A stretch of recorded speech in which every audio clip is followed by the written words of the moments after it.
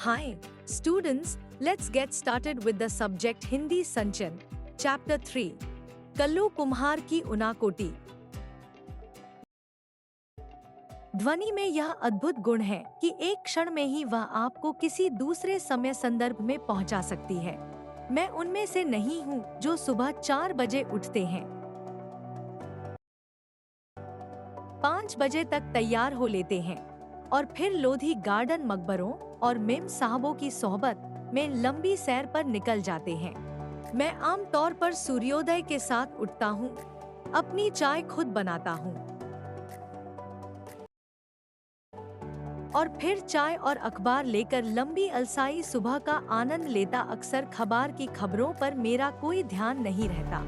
यह तो सिर्फ दिमाग को कटी पतंग की तरह यूं ही हवा में तैरने देने का एक बहाना है। दरअसल इसे कटी पतंग योग भी कहा जा सकता है। इसे मैं अपने लिए काफी ऊर्जादायी पाता और मेरा दृढ़ विश्वास है कि संभवतः इससे मुझे एक और दिन के लिए का सामना करने में मदद मिलती है। एक ऐसी दुनिया का सामना करने जिसका कोई सिर पैर समझ पाने में मैं अब खुद को असमर्थ पाता हूँ। अभी हाल में मेरी इस शांतिपूर्ण दिनचर्या में एक दिन खलल पड़ गया।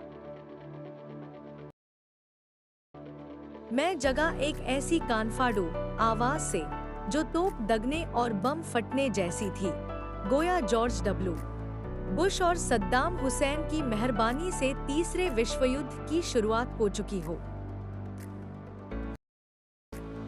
खुदा का शुक्र है कि ऐसी कोई बात नहीं थी। दरअसल यह तो महज स्वर्ग चल रहा देवताओं का कोई खेल था, जिसकी झलक बिजलियों की चमक और बादलों की गरज के रूप में देखने को मिल रही थी। मैंने खिड़की के बाहर झांका। आकाश बादलों से भरा था जो सेनापतियों द्वारा त्याग दिए गए सैनिकों की तरह आतंक में एक दूसरे से टकरा रहे थे। विक्षिप्तों की तरह आकाश को भेद देने वाली तड़ित के अलावा जाड़े की अलसुबह का ठंडा भूरा आकाश भी था, जो प्रकृति के तांडव को एक पृष्ठभूमि मुहैया करा रहा था। इस तांडव के गर्जन तर्जन ने मुझे 3 साल पहले त्रिपुरा में उनाकोटी की एक शाम में पहुंचा दिया। दिसंबर 1999 में ऑन द रोड शीर्षक से 3 खंडों वाली एक टीवी श्रृंखला बनाने के सिलसिले में मैं त्रिपुरा की राजधानी अगरतला गया था। इसके पीछे बुनियादी विचार त्रिपुरा की समूची लंबाई में आर पार जाने वाले राष्ट्रीय राजमार्ग 44 से यात्रा करने और त्रिपुरा की विकास संबंधी गतिविधियों के बारे जानकारी देने का था। त्रिपुरा भारत के सबसे छोटे राज्यों में से है। 34% से ज्यादा की इसकी जनसंख्या वृद्धि दर भी खासी ऊंची है।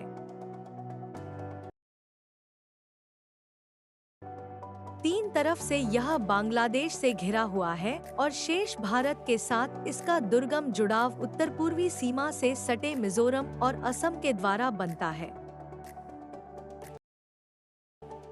सोनामुरा, बेलोनिया, सबरूम और कैलाश शहर जैसे त्रिपुरा के ज्यादातर महत्वपूर्ण शहर बांग्लादेश के साथ इसकी सीमा के करीब हैं। यहाँ तक कि अगरतला भी सीमा चौकी से महज 2 किलोमीटर पर है। बांग्लादेश से लोगों की अवैध आवक यहाँ जबरदस्त है और इसे यहाँ सामाजिक स्वीकृति भी हासिल है। यहाँ की असाधारण जनसंख्या वृद्धि का मुख्य कारण यही है। असम और पश्चिम बंगाल से भी लोगों का प्रवास यहाँ होता ही है। कुल मिलाकर बाहरी लोगों की भारी आवक ने जनसंख्या संतुलन को स्थानीय आदिवासियों के खिलाफ ला खड़ा किया है। यह त्रिपुरा में आदिवासी असंतोष की मुख्य वजह है। पहले 3 दिनों में मैंने अगरतला और उसके इर्द गिर्द शूटिंग की, जो कभी मंदिरों और महलों के शहर के रूप में जाना जाता था। उज्जैन महल अगरतला का मुख्य महल है, जिसमें अब वहां की राज्य विधानसभा बैठती है। राजाओं से आम जनता को हुए सत्ता हस्तांतरण को यह महल अब नाटकीय रूप में प्रतीकित करता है। इसे भारत के सबसे सफल शासक वंशों में से एक, लगातार 183 क्रमिक राजाओं वाले त्रिपुरा के माणिक्य वंश का दुखद अंत ही कहेंगे। त्रिपुरा में लगातार बाहरी लोगों के आने से कुछ समस्याएं तो पैदा हुई हैं, लेकिन इसके चलते यह राज्य बहुधार्मिक समाज का उदाहरण भी बना है। त्रिपुरा में 19 अनुसूचित जनजातियों और विश्व के चारों बड़े धर्मों का प्रतिनिधित्व मौजूद है। अगरतला के बाहरी हिस्से पैचारथल में मैंने एक सुंदर बौद्ध मंदिर देखा। पूछने पर मुझे बताया गया कि त्रिपुरा के 19 कबीलों में से 2 यानी चकमा और मुख महायानी बौद्ध हैं। ये कबीले त्रिपुरा में बर्मा या म्यांमार से चटगांव के रास्ते आए थे। दरअसल इस मंदिर की मुख्य बुद्ध प्रतिमा भी 1930 के दशक में रंगून से लाई गई थी। अगरतला में शूटिंग के बाद हमने राष्ट्रीय राजमार्ग 44 पकड़ा और टीलियामुरा कस्बे में पहुंचे, जो दरअसल कुछ ज्यादा बड़ा हो गया गांव ही है। यहाँ मेरी मुलाकात हेमंत कुमार जमातिया से हुई, जो यहाँ के एक प्रसिद्ध लोक गायक है और जो 1996 में संगीत नाटक अकादमी द्वारा पुरस्कृत भी हो चुके हैं।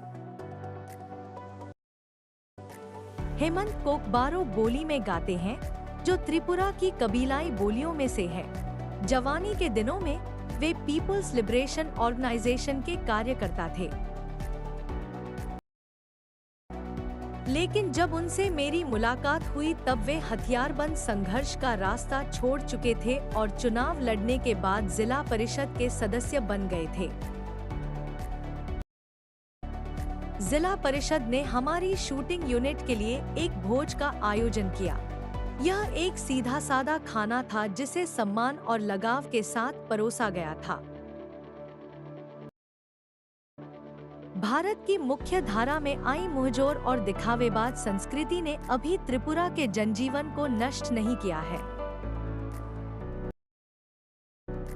भोज के बाद मैंने हेमंत कुमार जमातिया से एक गीत सुनाने का अनुरोध किया और उन्होंने अपनी धरती पर बहती शक्तिशाली नदियों, ताजगी भरी हवाओं और शांति का एक गीत गाया। त्रिपुरा में संगीत की जड़ें काफी गहरी प्रतीत होती हैं। गौरतलब है कि बॉलीवुड के सबसे मौलिक संगीतकारों में एक एस.डी. बर्मन त्रिपुरा से ही आए थे। दरअसल वे त्रिपुरा के राज परिवार के उत्तराधिकारियों में से थे। टीलियामुरा शहर के वार्ड नंबर 3 में मेरी मुलाकात एक और गायक मंजू ऋषिदास से हुई।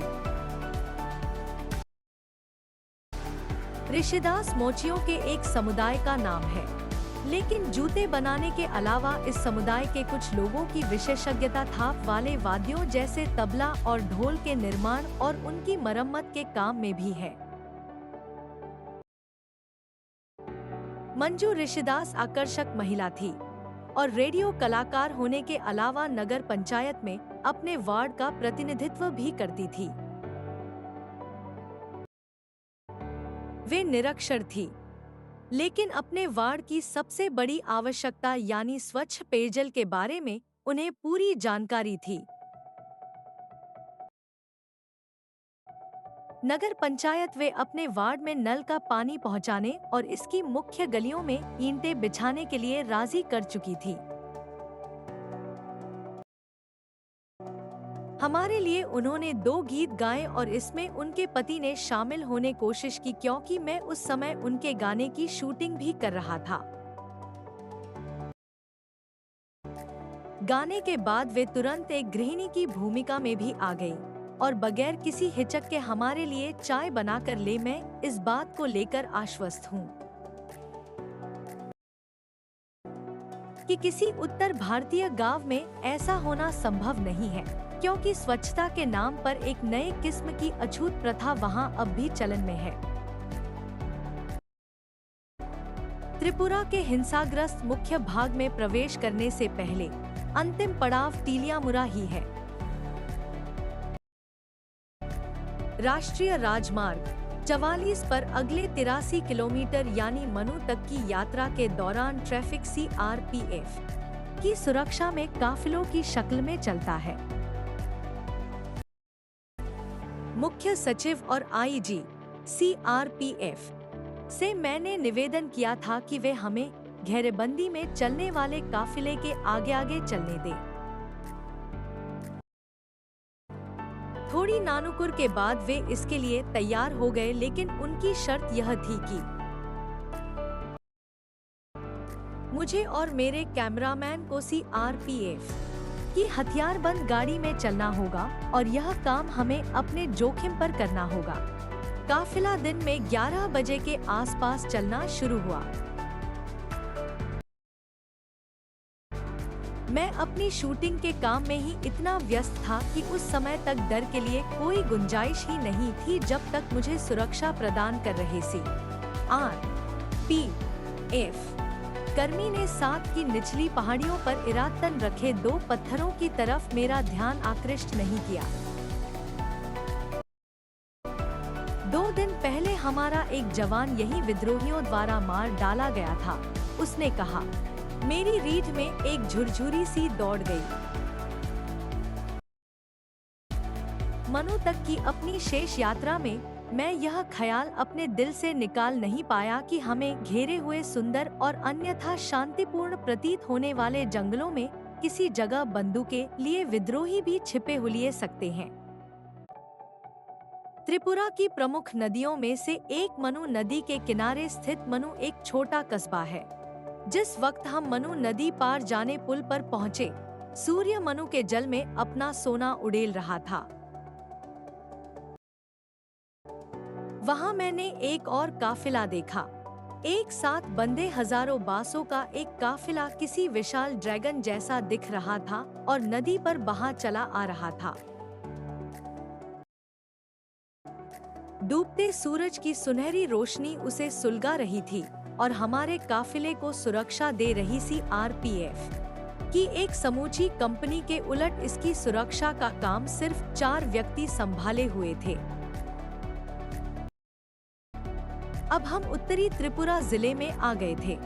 यहाँ की लोकप्रिय घरेलू गतिविधियों में से एक है अगरबत्तियों के लिए बांस की पतली सींकें तैयार करना।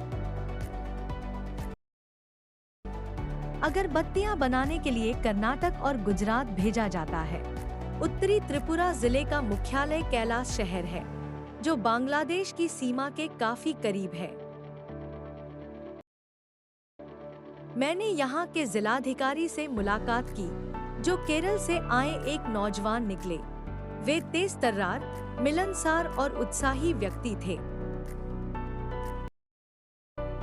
चाय के दौरान उन्होंने मुझे बताया कि TPS टरू पोटैटो सीड्स की खेती को त्रिपुरा में, खासकर उत्तरी जिले में किस तरह सफलता मिली है।